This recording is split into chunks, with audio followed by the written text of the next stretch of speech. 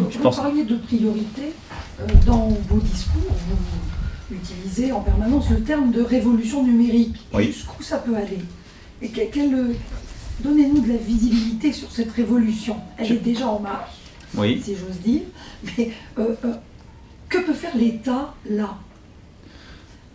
Et là, l'État doit être stratège, mais où exactement pour que, un, ça n'enlève pas trop d'emplois, et deux, que ça soit réellement efficace?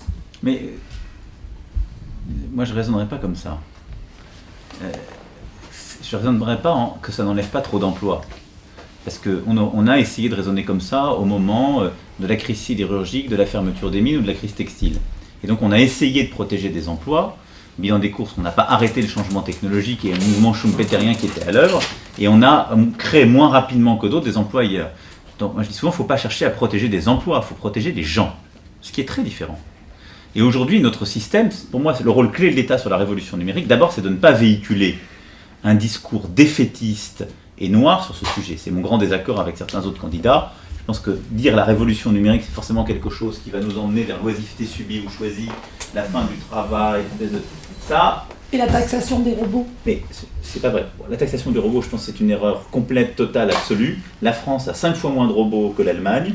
On a 2 fois plus de chômage. On peut décider. La taxation des robots, ça fait plaisir parce qu'on a l'impression qu'on taxe personne. Mais la taxation des robots, c'est la taxation des entreprises qui se robotisent. C'est-à-dire, on va appeler un chien un chat. Donc, c'est un frein à la modernisation productive.